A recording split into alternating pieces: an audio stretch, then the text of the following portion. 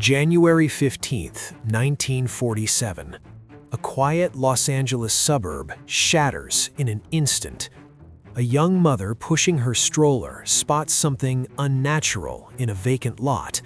The body of a woman, posed like a broken doll, completely exposed.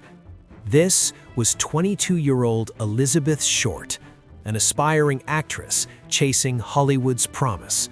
The press dubbed her the Black Dahlia for her raven hair and signature black dresses. Her murder remains one of America's most infamous unsolved crimes, a mystery that has haunted investigators and the public for nearly 80 years. No one knows who did it or why it was carried out with such cold precision. What dark secrets ended her life? Stay with me. This case is layered with dead ends, false confessions, and questions that refuse to die. Elizabeth Short was born in 1924 in Boston. She grew up in a working-class family, battered by the Great Depression. Her father faked his own death and abandoned them when she was young, leaving her mother to raise 5 daughters alone. Despite the hardship, Betty, as friends called her, dreamed big. She was striking, porcelain skin, piercing eyes, always dressed elegantly in black. By her late teens, she worked as a waitress and clerk, dated servicemen during the war, and moved between Florida and California. In Los Angeles, she chased small film roles and modeling work. Her ambition was real, her presence magnetic. Tragically, that same allure may have drawn the wrong kind of attention in the final months of her life. The discovery was pure horror. On that crisp January morning in Leimert Park, off Norton Avenue, the young mother first mistook the pale form for a discarded mannequin.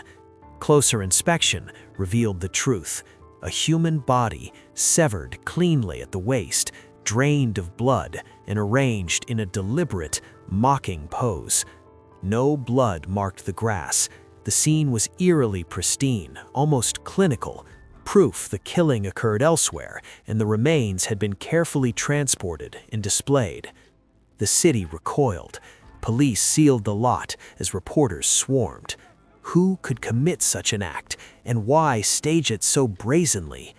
The questions ignited a frenzy that exposed the underbelly of post-war Hollywood. The LAPD launched one of its largest manhunts, with the FBI assisting on fingerprints and cross-state leads. Elizabeth's prints, already on file from a wartime job, confirmed her identity within hours. Detectives traced her final days: hotels, bars, parties. She had been seen with soldiers, actors, and shadowy figures. Over 500 suspects surfaced. Tips flooded in by the thousands, some credible, most delusional. Dozens confessed just to be in the headlines, only to collapse under questioning. Newspapers ran daily stories, leaking censored details that turned the murder into a national obsession.